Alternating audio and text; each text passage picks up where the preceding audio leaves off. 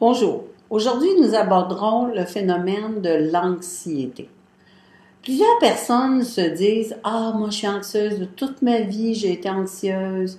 Je peux pas me faire autrement que de m'en faire. La vie peut nous arriver n'importe quoi. Il vaut mieux prévenir que guérir. » Donc souvent, lorsqu'on aborde la vie de cette manière-là, évidemment qu'on peut pas faire autrement que de ressentir de l'anxiété. Alors, mais qu'est-ce au juste que l'anxiété? L'anxiété, en fait, est une émotion composée. En quoi on dit que c'est une émotion composée? Parce que, en fait, c'est une émotion qui comprend deux émotions. D'abord, pour vivre l'anxiété, ça prend une première émotion qui s'appelle la peur. À cette peur doit s'ajouter une deuxième émotion qu'on appelle l'impuissance. Lorsqu'il y a la présence de ces deux émotions-là à propos d'un même événement, c'est à ce moment-là qu'on se cause à soi-même de l'anxiété. Donc, comment en arriver à se débarrasser de l'anxiété, à la faire diminuer? Alors, évidemment qu'il faut, pour ce faire, il faut d'abord travailler à identifier nos peurs. Donc, comment on fait ça? Moi, je vous suggère fortement de vous asseoir, de prendre une feuille, un crayon et de commencer à y inscrire des phrases qui vont commencer par « j'ai peur de » ou « j'ai peur que ». Et vous finissez les phrases avec justement les situations à propos desquelles vous vous inquiétez.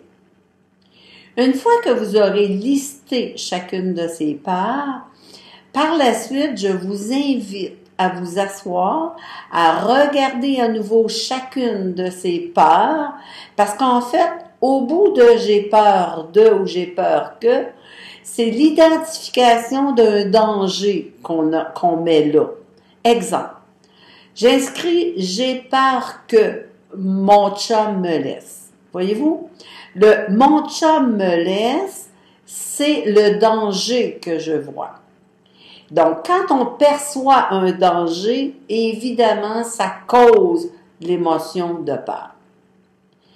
Une fois qu'on a réalisé quels sont les dangers, on peut à ce moment-là prendre chacun d'entre eux et se poser des questions comme « Est-ce que j'ai la garantie que ce que j'avance est vrai, que ça va m'arriver?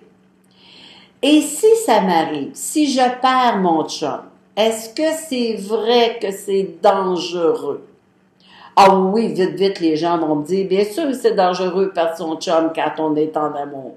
Mais dans les faits, si on regarde ça d'une façon posée et rationnelle, on peut voir que dans la réalité, perdre son chum peut être désagréable, difficile, pénible, ennuyeux, désavantageux, mais en bout de ligne, nullement dangereux. Voyez-vous?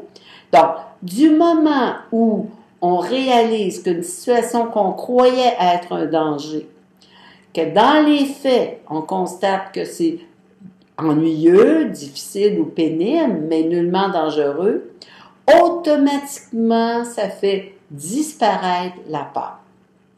Et rappelez-vous, au début de l'entretien, je vous disais, si l'émotion anxiété est présente, c'est parce qu'il y a deux émotions, peur et impuissance. Si je fais disparaître la peur, l'émotion d'anxiété disparaît. Ça va? Donc, à chaque fois que vous aurez de l'anxiété, prenez le temps de vous demander de quoi j'ai peur de ou j'ai peur que, identifiez le danger et à la suite de ça, demandez-vous, est-ce dangereux ou seulement ennuyeux, pénible, difficile, désagréable, etc. Et si vous réussissez à voir la réalité, parce que 99,9% des fois où on voit un danger, dans la réalité, ce n'est pas un véritable danger. Donc, l'émotion de peur étant disparue, même s'il reste l'impuissance, l'anxiété disparaît. Alors, je vous souhaite un bon travail. Prenez soin de vous. À la prochaine.